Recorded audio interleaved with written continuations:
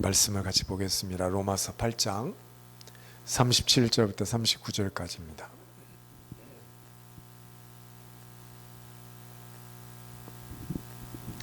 같이 읽겠습니다. 시작. 그러나 이 모든 일에 우리를 사랑하시는 이로 말미암아 우리가 넉넉히 이기느니라. 내가 확신하노니 사망이나 생명이나 천사들이나 권세자들이나 현재일이나 장래일이나 능력이나 높음이나 깊음이나 다른 어떤 피조물이라도 우리를 우리 주 그리스도 예수 안에 있는 하나님의 사랑에서 끊을 수 없으리라. 아멘. 여기 이 모든 일이라고 쓰여있는 이 내용은 36절, 35절에 기록되어 있습니다. 환난이나 공고나 박해나 기근이나 또는 헐벗음, 배고픔이나 또 위험이나 칼, 또 바울이 인용합니다. 종일 주를 위하여 죽임을 당하게 되며 도살당할 양같이 여김을 받았나이다. 지금 그런 상태에 있는 모든 일을 겪으면서도 우리를 사랑하시는 이로 말미암아서 우리가 넉넉히 이긴다고 말을 하고 있어요. 여기 하나님께서 너희가 이 땅 살아가면서 이기는 자가 되려면 어떻게 해야 되는지에 대해서 말씀하고 있어요. 그것은 아버지께서 우리를 사랑하신다는 것을 알면 우리가 이 모든 어려움 가운데서도 이긴다는 거예요. 따라서 하나님의 자녀들에게 주어진 가장 강력한 무기가 뭐냐면 하나님의 사랑입니다. 하나님의 사랑. 그런데 오늘날 대부분의 하나님의 자녀들이 이 무기를 드는 것조차 잊어버리고 있어요. 이 무기를 사용해야 되는데 무기를 사용하지 않고 속수무책으로 마귀에게 유린당하고 있습니다. 마귀에게 유린당하고 있으면서도 그것이 그냥 이 세상에서의 삶이려니 하면서 그냥 살아가는 거예요. 우울과 낙심과 좌절과 또 자기 연민과 그런 식으로 살아가요. 그건 마귀에게 지금 공격당하고 있다는 뜻이거든요. 그런데 모든 어려움 가운데서 이길 수 있는 방법을 지금 하나님께서 우리에게 말씀해 주셨습니다. 여러분, 이사야서에 보면 모든 열방이 하나님 눈에 보기에는 모든 열방이 이 통에 한 방울 물과 같다고 그랬어요. 그러니까 이 모든 나라를 다 합해도 이 모든 나라가 하나님 보시기에는 그렇게 아무것도 아닌 거라는 거예요. 그런데 그 하나님 아버지께서 그 지극히 크시고 높으신 하나님께서 저와 여러분을 바라보고 계시다. 그것을 아는 것이 우리의 가장 강력한 무기라는 거예요. 그걸 아는 사람들은 넉넉히 이긴다. 이 모든 어려움 가운데서 넉넉히 이긴다고 말씀을 하고 있습니다. 이제는 저와 여러분이 하나님 아버지의 사랑을 알고 이기는 자의 삶을 살아야 돼요. 용사로 일어나야 될 때예요. 너무나 교회가 너무나 크리스천들이 나약해져 있어요. 하나님의 사랑을 알고 넉넉히 이기는 자로 일어서야 될 때입니다. 제가 어떤 여성분의 간증을 본 적이 있는데 그분이 뭐라고 말하냐면 이전까지 자기는 하나님의 사랑을 한 번도 느껴본 적이 없대요. 그러면서 지금 이번에 하나님께서 나에게 해주신 이 일을 겪고 나서 하나님께서 나를 사랑하시는 걸 알았다고 말을 해요. 그게 아마 대부분의 크리스찬들의 이 모습이 아닐까 생각되는데, 사랑하는 여러분, 이 대부분의 크리스찬들은 하나님의 사랑을 느낌으로 알려고 합니다. 느끼려고 합니다. 그래서 하나님의 사랑을 느낄 수 없으면 하나님이 나를 사랑하신다는 것을 받아들일 수 없는 것처럼, 하나님 나를 사랑하시지 않는 것처럼 내 느낌이 하나님이 마치 나와 관계가 없고 나에 대해서 마음이 별로 이렇게 기뻐하지 않는 것 같이 느껴지면 하나님이 그러신 분인 것처럼 그렇게 받아들이고 있습니다. 그런데 성경 어디에서도 하나님의 사랑을 느낌으로 알라고 말한 데가 없어요. 그건 잘못된 방법이에요. 여러분, 우리가 하나님의 사랑을 느낌으로 알려고 하면 어제 저녁에는 너무나 좋아가지고 하나님이 나를 사랑하시는 것 같은데, 여러분 아침에 일어나면 어떻게 합니까? 느낌이 그렇지 않잖아요. 아침에 일어나 보면 마치 하나님이 나를 떠나신 것처럼 그렇게 느껴져요. 이게 느낌은 아침 저녁으로 바뀝니다. 근데 이 아침 저녁으로 바뀌는 느낌을 가지고 진리라는 건 어떤 상황에서든 시간이 얼마나 흐르든지 관계없이 변하지 않는 게 진리예요.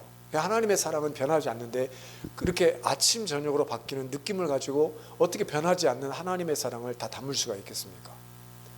그렇게 되는 게 아닙니다. 만약 또 여러분이 느낌으로 하나님을 알려고 하면 여러분이 죄를 지었거나 넘어졌을 때 어떤 마음이 들어요? 죄책감이 들잖아요. 나는 형편없다는 생각이 들잖아요. 나는 안 돼. 나 같은 사람을 누가 사랑할 수 있겠어, 사랑해 주겠어, 이런 느낌이 들잖아요. 만약에 느낌으로, 그 상황에서 느낌으로 하나님을 알려고 하면 여러분이 그렇게 죄책감 가운데서 기도하면 결코 하나님과 소통하지 못할 거예요. 왜냐하면 하나님이 나에 대해서 화가 나신 것 같고, 하나님이 나로부터 떠나신 것 같고, 나를 멀리 하신 것 같은 느낌이 된단 말이에요. 우리가 넘어지거나 죄를 지으면 하나님을 알 수 없는 거예요. 그래서 그런 경우에 기도를 하면 우리는 하나님으로부터 하나님이 나를 버리신 것 같다, 하나님이 나에 대해서 화가 나신 것 같다는 그런 생각을 합니다. 그런 느낌 하에서 기도를 해요. 기도가 안 되는 거예요. 아무리 기도해도 그 느낌은 바뀌지 않거든요. 조금 이따 느낌을 어떻게 바꾸는지 말씀드리겠지만, 하나님이 여러분을 향해서 화가 나신 것 같다거나 하나님께서 여러분에게 등을 돌리시고 있는 것 같다는 느낌 하에서 기도하면 여러분이 등 돌리고 계시는 하나님을 여러분을 향해서 바라보도록 하기 위해서 열심히 노력을 합니다. 기도하면서. 근데 그런 식으로 해서는 여러분이 몇 시간을 기도해도 여러분의 마음이 바뀌지 않습니다. 여러분의 느낌이 바뀌지 않습니다. 그렇게 되면 여러분은 마귀에게 늘 패배하면서 살아갈 것입니다. 왜냐하면 마귀는 여러분의 느낌에 근거해서 거짓말을 하기 때문에 그래요. 그러니까 진짜 마귀의 거짓말이 여러분 생각처럼 들리는데 그 생각이 맞는 것 같아요. 왜냐하면 내 느낌이 지금 그렇거든요. 하나님이 나에게 화가 나신 것 같고, 하나님이 나에게 등을 돌리신 것 같고, 얼굴을 돌리신 것 같고, 그렇게 느껴진단 말이에요. 그러니까 마귀가 여러분에게 그렇게 거짓말을 속삭이는데 여러분의 느낌이 그러니까 그걸 받아들이는 거예요. 그러면 다시 일어나지 못하는 거예요. 하나님 어디 계십니까? 왜 나를 떠나셨습니까? 나를 버리시려는 것입니까? 내 말 들으십니까? 이렇게 되는 거예요. 근데 이 바울이 뭐라고 말하냐면, 거기 에베소서 6장 14절에 보면 그런즉 서서 그래요. 서서. 여러분이 이기는 자가 되기 위해서는 서야 돼요. 근데 많은 사람이 주저앉아 가지고 하나님 도와주세요 이래요. 그래서는 결코 이기지 못해요. 바울이 너희가 이기는 자가 되려면, 마귀의 공격으로부터 여러분이 안전하려면 딱 쓰라고 말을 해요. 그리고 이 고린도전서 16장 13절에 뭐라고 말합니까? 깨어 믿음에 굳게 서서. 믿음에 굳게 서라고 말하는 것은 무엇을 염두에 두는 거냐면, 외부로부터 압박이 지금 몰려와 가지고 흔들릴 수밖에 없는 힘든 상황 하에 그것을 전제로 하고서 말을 하는 거예요. 자, 바울도 아까 로마서 8장에서 우리가 넉넉히 이긴다고 그랬는데 그 상황이 어디냐면 환난이나 공고나 박해나 기근이나 헐벗음이나 위험이나 칼과 같은 상황이에요. 편안한 상태에서 우리가 넉넉히 이기는 것이 아니라 이 엄청난 어려움 가운데서도 우리는 넉넉히 이기는 자 된다, 이기는 자다 라고 말해요. 하나님께서 저와 여러분을 그렇게 넉넉히 이기는 자로 만드셨어요. 여러분 안에 하나님의 생명이 있기 때문에 여러분이 바른 것만 바라보고 여러분의 초점을 바른 데만 두면 여러분은 넉넉히 이기는 자가 돼요. 마귀의 거짓말을 일순간에 아무것도 아닌 것처럼 쳐버릴 수 있어요, 마귀를. 여러분 깨어 믿음에 굳게 서서 남자답게 강건하라 라고 그렇게 말하고 있어요. 그러니까 믿음에 굳게 서서 강건해야 돼요. 흔들리지 않아야 돼요, 여러분의 마음에. 그리고 에베소서 6장 14절에 진리로 너희 허리띠를 띠라 라고 말하고 있어요. 여기 하나님의 전신갑주라는 건 전신 온몸을 덮는 갑옷을 말하는 건데, 이건 로마 병사들이 입었던 그 갑옷에서 가져온 거예요. 근데 이 갑옷으로 갑옷되게 하기 위해서 가장 중요한 게 뭐냐면 허리띠예요. 진리의 그래서 허리띠를 단단히 매야 이 갑옷이 갑옷 역할을 할 수 있어요. 싸울 수가 있어요. 근데 그 무엇으로 허리띠를 삼으라고 하면 진리로 허리띠를 띠라라고 말하고 있어요. 사랑하는 여러분, 이 진리가 무엇이냐면 아까 조금 전에 말한 것처럼 어떤 상황이 있어든 또 시간이 얼마가 흘러가든 변하지 않는 것, 이게 진리예요. 근데 이 진리가 뭐냐면 하나님의 말씀이에요. 여러분, 우리가 내뱉은 말도 지키지 못할 때가 있어요. 우리는 그 다음 상황이 어떤 상황인지 몰라요. 또 우리가 그 상황에서 어떤 상황에 처할지도 몰라요. 그러나 하나님께서는 영원 전부터 영원 후까지 변함이 전혀 없으신 분이에요. 회전하는 그림자도 없으시다고 그랬어요. 그분이 모르시는 상황이란 존재하지 않아요. 그분이 이 말씀을, 어떤 말씀을 딱 내뱉으셨을 때 그 상황에 영향을 줄 모든 상황을 알고 계세요.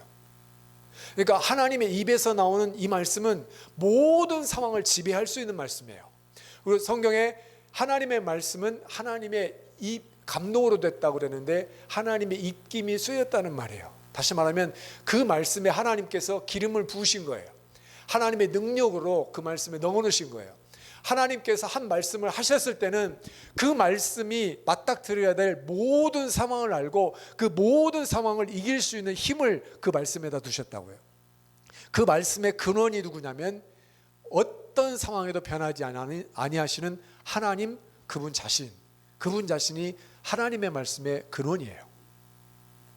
그래서 이 진리는 하나님께서 말씀하신 것, 그것이 진리예요. 그 말씀은 영원히 변하지 않습니다. 따라서 여러분이 이 시간에 결단하셔야 돼요. 나는 내 마음을, 나를 아침 저녁으로 흔들리는 느낌 위에 세울 것인가, 아니면 영원토록 변하지 아니하시는 진리, 영원토록 변하지 아니하시는 하나님의 말씀, 그 말씀을 붙들었을 때 그 말씀이 어떤 능력이 있는지를 알고 계시는 그 하나님의 말씀 위에 나 자신을 세울 것인가, 여러분이 결단하셔야 돼요. 처음에 이 결단을 하고 있을 때 마귀가 와서 여러분을 막 흔들 거예요. 그러지 못하도록, 여러분의 느낌으로 자꾸 돌아가도록 여러분을 흔들어 놓을 거예요. 정말 느낌은 그런 것 같아요. 그럴 때 흔들리지 않고 굳건하게 서서, 뭐에 서서요? 믿음 안에 굳건하게 서서, 무엇을 믿는 믿음이요? 하나님의 말씀이 진리라는 걸, 하나님의 말씀이 사실이라는 걸 믿는 믿음 안에 굳건하게 서서, 그것이 바로 진리로 허리띠를 띠는 거예요. 여러분, 하나님께서는 하나님 자신이 어떠신 분인지, 하나님 자신이 여러분을 바라볼 때 어떤 마음을 갖고 계시는지, 지금 하나님의, 여러분을 향하시는 하나님의 마음이 지금 어떠한지를 하나님의 말씀에다 기록해 놓았어요. 따라서 여러분이 지금 여러분을 향하신 하나님의 마음을 확인하려면 무엇을 봐야 되냐면, 여러분의 느낌을 보면 안 돼요. 말씀을 보면 돼요. 그것이 정확히 하나님 눈에, 지금 여러분을 바라보신 하나님 눈에 무엇이 있는가를 확인할 수 있는 유일한 방법이에요. 사랑하는 여러분, 따라서 말씀을 있는 그대로의 사실로 받아들이십시오. 하나님의 말씀을 여러분의 감정 위에다 두시기를 바랍니다. 하나님의 말씀을 여러분의 생각 위에다 두시기를 바랍니다. 여러분의 자신을 이제부터 하나님의 어떠하심, 내가 너를 바라볼 때 어떠하다는 것, 내가 어떤 존재라는 그 하나님이 어떠하신 분의 자신에, 여러분 자신을 단단히 고정하시기 바랍니다. 그것이 승리하는 비결이라고 말하고 있어요. 그러면 이제부터 하나님이 여러분을 어떻게 보시는가, 여러분을 향한 하나님의 마음이 무엇인가 말씀을 통해서 보도록 하겠습니다. 고린도전서 3장 16절, 여러분이 잘 알죠? 같이 읽겠습니다. 시작. 하나님이 세상을 이처럼 사랑하사 독생자를 주셨으니. 자, 하나님께서 예수님을 보내신 것이 무엇 때문이라고 말하고 있어요? 내가 너를 너무너무 사랑하기 때문이라는 거예요. 내가 너를 얼마나 사랑하냐면 내 아들을 주기까지 사랑한다는 거예요. 여러분, 부모가 자식을 누구를 위해서 준다는 건 불가능한 거예요. 그렇죠? 자식이 고통당할 때 내가 고통당하기를 원할 정도로 자식은, 그런데 그 자식을 다른 사람을 위해서 내어준다? 그러면 그 마음이 그 마음에 있는 사랑이 얼마나 크면 자기 자식을 내어주겠습니까? 그러니까 하나님 아버지께서 예수님을 내어줄 정도라면 여러분 한 사람 한 사람을 바라보시는 하나님 아버지의 마음이 얼마나 큰지를 아셔야 돼요. 예수님이 이 땅에 오셨다는 건 변하지 않습니다. 그렇죠? 그건 진리예요. 그러면 하나님 아버지께서 여러분을 사랑하신다는 것은 영원토록 변하지 않는 진리입니다. 예수님께서 이 땅에 오신 것 자체가 하나님이 여러분을 사랑하신다는 것을 보여주는 증거입니다. 왜 예수님께서 오셨습니까? 우리를 구원하시기 위해서, 우리로 하여금 하나님의 자녀로서 복을 누리게 하기 위해서 예수님을 보내셨어요. 여러분, 우리는 이 땅에 살아가면서 죄를 가볍게 여겨요. 죄가 그냥 죄를 지어놓고도 그 죄가 별로 그렇게 심각하지 않은 것처럼 생각하는데, 여러분, 우리가 이 세상을 떠나서 하나님 아버지 앞에, 그 지극히 거룩하신 하나님 앞에 섰을 때 죄가 얼마나 심각한 것인지를 그때 알게 됩니다. 죄는 다른 사람이 누구나 하지 여기에다 비교하는 게 아니라, 죄는 하나님의 거룩하심에다 비교해야 되는 거예요. 우리가 장차 하나님 앞에 섰을 때 다른 사람도 모두 이 죄를 졌으니까 나도 뭐 이 정도 죄는 괜찮지, 이렇게 하나님 앞에서 받아들여지는 것이 아니라, 우리가 맞닥뜨려야 될 건 거룩하신 하나님이에요. 그 거룩하신 하나님에 비해서 우리의 죄가 얼마나 심각한지를 보게 될 거예요. 여러분, 죄가 얼마나 심각한지를 알려면 지옥에서 고통당하는 사람들, 영혼들을 보면 압니다. 그것이 죄의 심각성을 그대로 보여주는 것입니다. 그리고 하나님 눈에 죄가 얼마나 심각한지를 보려면 예수님이 어떠한 고통을, 우리의 죄를 대신해서, 나를 대신해서 어떤 고통을 당하셨는지를 보면 알 수가 있습니다. 자, 이사야에서 53장 5절 보면 같이 읽겠습니다. 시작. 그가 찔림은 우리의 허물 때문이요 그가 상함은 우리의 죄악 때문이라. 그가 징계를 받음으로 우리는 평화를 누리고 그가 채찍에 맞음으로 우리는 나음을 받았도다. 여기에서 허물이라고 쓰이는 단어가 히브리어로 페샤라는 말인데, 이것은 왕이신 하나님의 통치권을 거부하는 거예요. 그러니까 왕 되신 하나님의 얼굴에 침을 뱉는 거예요. 그리고 나는 하나님을 섬기지 않겠습니다. 그리고 하나님과 맺은 언약을 의도적으로 깨는 반역죄예요. 그러니까 왕이신 하나님을 인정하지 않는 죄예요. 이 허물을 우리가 용서받기 위해서 예수님께서는 찔리셨어요. 그리고 이 죄악, 그가 상하면 우리의 죄악 때문이라 할 때 그 죄악이라는 단어는 히브리어로 아온이라는 단어입니다. 이 아온이라는 단어는 뭐냐면, 그 죄로 인해서 하나님의 형상을 따라 우리가 지음받았잖아요. 우리가 지음받은 그 하나님의 형상이 완전히 뒤틀려진 상태, 그리고 그 죄의 심각성, 무거움, 그걸 가리키는 단어가 바로 이 아온, 죄악이라는 단어예요.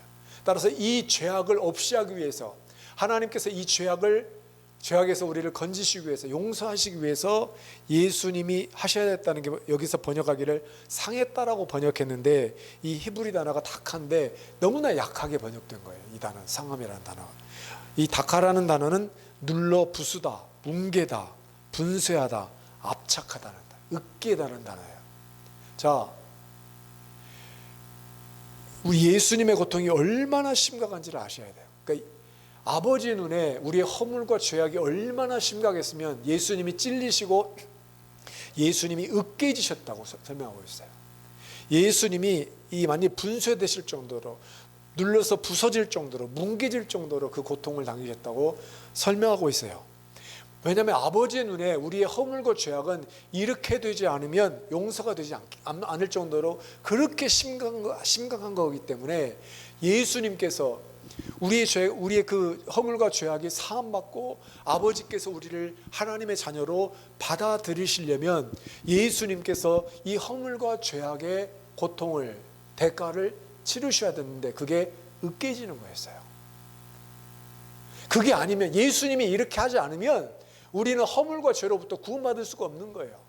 그러니까 다른 종교처럼 수양을 해서 구원받을 수 있는 그런 종류의 죄악이 아니란 말이에요. 하나님 앞에, 하나님의 거룩하심 앞에 인간의 죄악은, 예수님이 아무 죄도 없으신 분이, 영광의 하나님께서 그 하나님 되심을 비우시고 오셔서 아무도 죄가 없으신 분이 찔리시고 으깨지셔야만 되는 그런 죄였다고요, 저와 여러분이. 그러니까 이 죄에서 우리를 건지시기 위해서 예수님을 보내신 거예요. 그러니까 우리가 아무리, 여러분이, 제가 이 땅에 10,000번 태어나 살아도 이 허물과 죄는, 우리가 한번 생각해 보세요. 지금 이 세상에서 허물과 죄악을 짓고 다음부터 태어날 때 10,000번을 태어났는데 한 번도 죄를 안 지은 상태로 10,000번을 살아도 허물과 죄를 하나님 앞에서 대가를 치를 수가 없어요.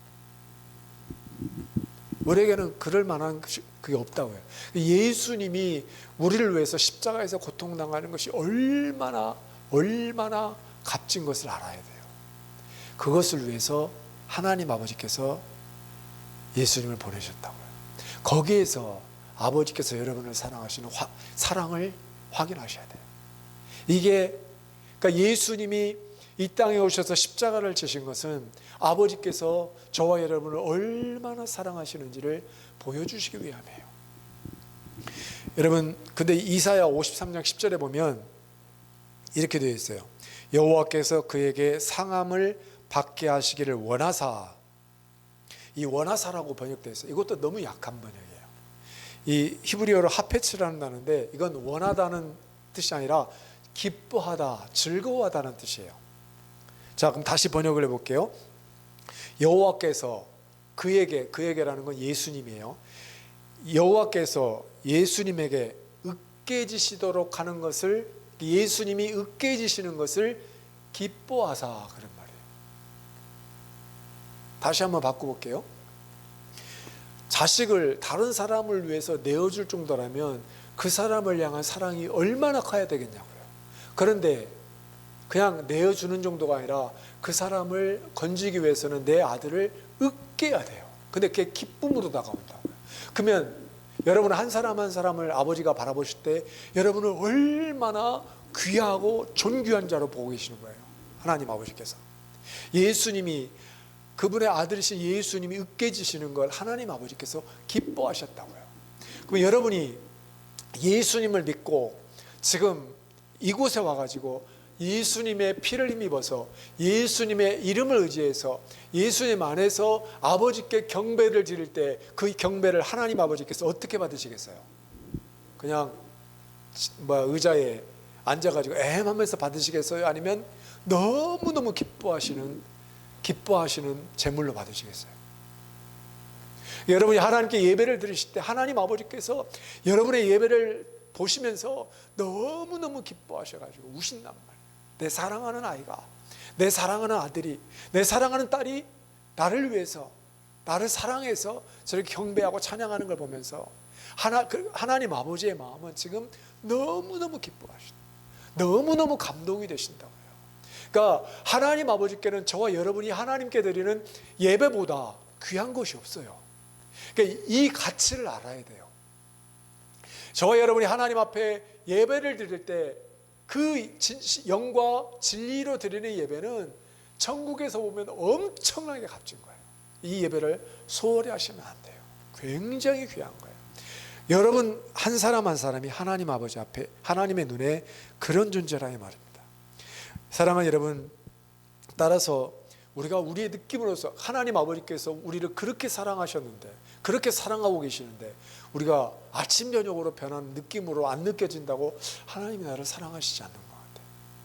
하나님이 나에 대해서 화가 나신 것 같아. 그렇게 받아들이는 건 아니죠. 예수님의 십자가를 통해서 하나님께서 여러분을 얼마나 사랑하시는지를 보실 수 있어야 된다는 것입니다. 로마서 5장 8절 같이 읽어보겠습니다. 시작. 우리가 아직 죄인 되었을 때에 그리스도께서 우리를 위하여 죽으심으로 하나님께서 우리에 대한 자기의 사랑을 확증하셨느니라. 여러분 십자가의 고통이 얼마나 참혹한지를 우리가 알 필요가 있어요. 그런 내용들이 그 전문가들이, 의학자들이 예수님이 십자가 위에서 어떤 고통을 당했는지에 대한 설명들이 있습니다. 그러니까 인간의 고통으로는 이겨낼 수 없기에 채찍을 때렸다는 말도 있어요. 빨리 죽게 하기 위해서. 근데 여러분 하나님 아버지께서, 예수님께서는 그 십자가의 고통을 우리의 죄에 대한 대신 당하는 고통이었기 때문에, 대가였기 때문에 온전히 당하기 위해서 포도주를 군병이 이렇게 먹을 수 있도록 주잖아요. 근데 그거 거부하셨어요. 근데 그 포도주가 마취 역할을 하기 때문에 술이잖아요. 그래서 고통을 덜 느끼게 할 수 있는 거였는데 예수님께서는 그게 포도주인 걸 아시고 거부하셨어요. 그러니까 예수님께서는 십자가에서의 고통을 맨정신으로, 온정신으로 다 그대로 당하셨어요. 사실 이거는 보통 사람이 당할 수 없는 엄청난 참혹한 고통이죠. 그런데 예수님께는 그 고통이 전부가 아니었어요. 예수님께서는 아버지와 완전한 하나이세요. 한 분이세요. 완전한 하나인데, 그런데 그런 예수님께서 아버지께 버림받은 것이 있어요. 아버지께 버림받아서 완전한 암흑 가운데 계셨던 적이 어디냐면 바로 십자가 위에서였어요. 어쩌면 예수님께서는 육체적인 고통보다도 이 아버지로부터 버림받아서 완전한 어둠 가운데, 완전한 죽음 가운데, 영적인 죽음 가운데 들어가 있는 것이 더 고통스러우실지도 모르겠어요. 그래서 예수님께서 나의 하나님, 나의 하나님 어찌하여 나를 버리시나이까 그렇게 고백하잖아요. 그러니까 육체적인 고통보다도 하나님으로부터 버림받은 고통이 예수님께는 더 크셨다는 거 아니겠어요? 나의 하나님, 나의 하나님 어찌하여 나를 버리시나이까. 왜 예수님께서 그 십자가에서 버림받으셔야 됐습니까? 저와 여러분이 하나님 아버지께 용납되어야 되기 때문에. 그러니까 예수님께서 십자가에서 완전히 버림받으셨기 때문에 저와 여러분은 하나님 아버지에서 완전하게 지금 100% 완전하게 용납되고 있습니다. 따라서 여러분의 느낌의 소리를 듣지 마세요. 이 십자가를 통해서 하나님이 여러분을 완전하게 용납받으셨다는 사실을 믿으시기를 바랍니다. 사랑하는 여러분, 또 히브리서 12장 2절 보면 왜 예수님께서 십자가에서 그토록 수치와 고통을 당하셨냐면 그는 그 앞에 있는 기쁨을 위하여 십자가를 참으사 부끄러움을 개의치 아니하시더니. 자, 그 앞에 있는 기쁨을 예수님이 보셨다는 거예요. 그 앞에 있는 기쁨이 뭐예요? 바로 여러분이에요. 저와 여러분이에요. 저와 여러분이 다시 살아나는 것, 하나님의 생명을 누리는 것, 하나님의 자녀가 되는 것, 하나님의 자녀가 되어서 하나님의 것을 유산으로 받게 되는 것이 예수님의 눈에는 너무너무 큰 기쁨이었다고요. 그 기쁨을 위해서 예수님께서는 부끄러움을 전혀 개의치 않으셨습니다. 그리고 이 골로새서 1장 13절을 보면 같이 읽어보겠습니다. 시작. 그가 우리를 흑암의 권세에서 건져내사 그의 사랑의 아들의 나라로 옮기셨으니. 자, 그가 건져내시고, 자, 우리를 흑암의 권세에서 건져내시고 예수님의 나라로 옮기신 건 우리가 노력해서 그런 게 아니에요. 근데 제가 처음 기도 생활할 때 몰랐던 것이 뭐냐면 제가 기도하면서 내 힘으로 막 그걸 하려고 그랬어요. 내가 고통스럽고 힘드니까 내 힘으로 기도를 이겨보려고 했단 말이에요. 그러니까 아무리 해도 6시간, 7시간, 8시간 기도해도 그게 안 바뀌니까 기도하고서 힘든 거예요. 그런데 우리가 기도해서 그걸 바꾸는 게 아니라 아버지께서 이미 해주셨어요. 아버지께서 흑암의 권세에서 건져내시고 예수님의 나라로 옮기셨습니다. 그러니까 저와 여러분 존재 자체가 여러분의 느낌과 상관없이 예수님의 통치 아래에 거하고 있습니다. 이것이 진리예요. 그걸 누가 만들어 놓으셨냐면 예수님, 하나님 아버지께서 그렇게 해놓으셨단 말입니다. 사랑하는 여러분, 그런데 여기 보면 그의 사랑의 아들이라고 했어요. 왜? 그 예수님께서 세례 받으실 때 이는 내 사랑하는 아들이요 라고 그러잖아요. 사랑하는 이라는 형용사 단어가 있어요, 헬라어에. 근데 왜 사랑하는 아들의 나라로 라고 않고 그의 사랑의 아들의 나라로 옮기셨다 이렇게 표현을 했을까요? 이건 히브리어의 관용적인 표현인데, 여러분, 이 말은 그의 사랑의 아들이라는 건 뭐냐면 그는 누구냐면 아버지죠. 하나님 아버지의 사랑이 인격화되어 나타난 분이 아들이라는 뜻이에요. 그러니까 하나님의 사랑이 인격적으로 나타난 분, 그러니까 하나님의 사랑의 나타남, 이게 바로 예수님이라는 뜻이에요. 여러분 잘 알듯이 평강의 왕이라는 뜻이, 이 표현이 있죠. 평강의 왕도 그런 뜻이에요. 그러니까 예수님 존재 자체가 평강의 화신이라는 뜻이에요. 그분이 다스림 자체가 평강 그 자체라는 뜻이에요. 또 의의 나무라는 표현도 들어보셨죠? 의의 나무. 이런 표현이에요. 그 나무 안에 있는 생명에 하나님의 의를 담고 있는 나무라는 뜻이에요. 그 나무에 수액이 있듯이 그 나무의 생명의 본질적인 부분에 하나님의 의가 포함된 나무라는 뜻이에요. 의의 나무는. 그러니까 의의 열매를 맺는 나무보다 훨씬 강력한 표현이에요. 의의 나무라는 표현. 평강의 왕이라는 건 평화스러운 왕? 이런 표현보다 훨씬 강력한 분이에요. 그러니까 그의 사랑의 아들이라는 건 그가 사랑하시는 아들, 그가 사랑하시는 아들이라는 건 아버지 눈에 예수님이 어떻다는 뜻인데, 그의 사랑의 아들이라는 건 하나님 아버지의 사랑이 그대로 나타나신 분, 그게 예수님이라는 뜻이에요. 여기서 나라라는 건, 헬라에서 나라라는 건 우리가 이 나라로 번역되면 좀 그런데 이 왕국이라는 뜻이에요. 왕국. 영어로는 킹덤이라고 그랬는데 킹과 dominion, 왕과 통치가 합쳐진 말이에요. 킹덤이. 그 킹덤이 오히려 더 정확한 번역인데 바실레아라고 하는데, 그러니까 통치가 미치는 영역, 그것이 바로 이 헬라에서 바실레아, 나라로 번역된 단어예요. 그러니까 하나님 아버지의 사랑이 그대로 인격으로 나타나신, 그러니까 하나님 아버지의 사랑 그 자체이신 아들의 통치 아래 우리가 옮겨졌다는 뜻이에요. 그러면 여러분은, 저는 이미 하나님 아버지의 사랑 그 자체, 그 사랑이 다스리고 있는, 그 사랑이 왕으로 계시는 그 통치 안에 이미 거하고 있는 것입니다. 그게 진리입니다. 사랑하는 여러분, 이게 하나님의 말씀이에요. 따라서 여러분이 이 사랑을 알고, 이 사랑, 하나님 아버지께서 지금 여러분을 사랑하고 계신다는 것을 알므로 이기려면 이제부터 느낌으로 접근하지 마시고 하나님의 말씀을 있는 그대로 사실로 믿는 믿음으로 접근하셔야 돼요. 이건 사랑을 느끼는 게 아니라 믿음으로 아는 것입니다. 제가 예전에 굉장히 힘들 때 이렇게 고백하면서 감사하고 찬양을 했던 기억이 있어요. 저는 지금 제 느낌으로는 하나님의 사랑을 1도 느낄 수가 없습니다. 1도. 굉장히 힘들었기 때문에 저는 지금 하나님의 사랑을 1도 느낄 수 없습니다. 그러나 하나님께서 하나님의 말씀에, 아버지께서 아버지의 말씀에 저를 사랑하신다고 기록해 놓았기 때문에 지금 아버지께서 나를 사랑하고 계시다는 걸 내가 압니다.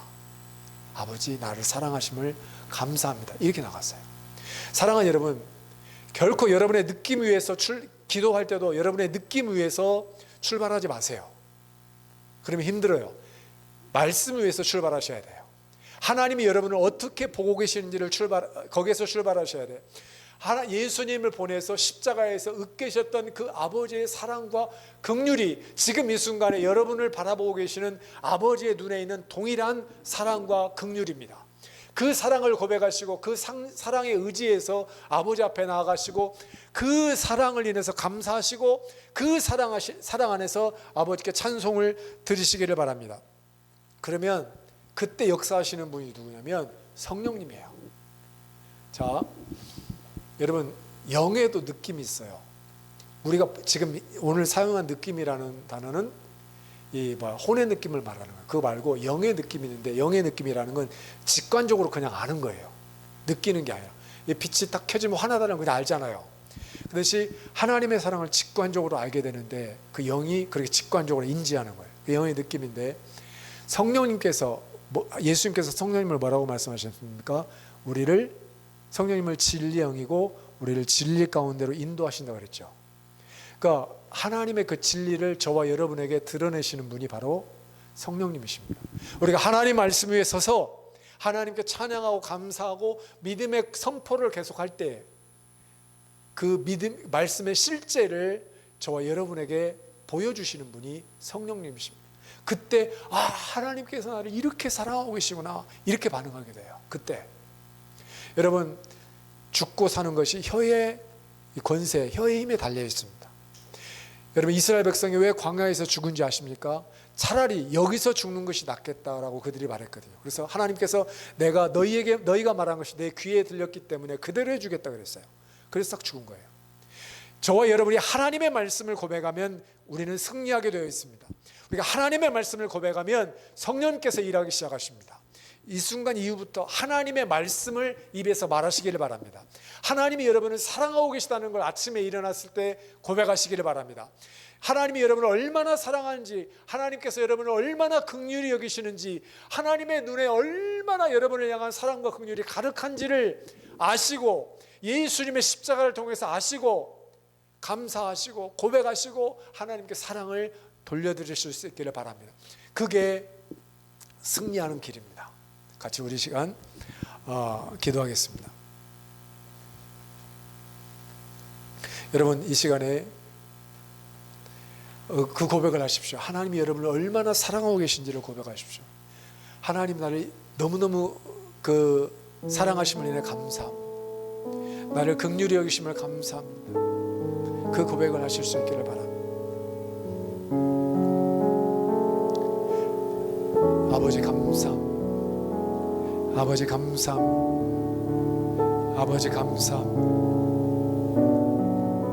아버지 우리를 사랑하심을 인해 감사함. 아버지 우리를 사랑하심을 인해 감사함. 아버지 나를 사랑하심을 인해 감사함. 나를 사랑하심을 인해 감사함. 아버지 나를 완전하게 받으시고 내 예배를 받으심을 인해 감사함.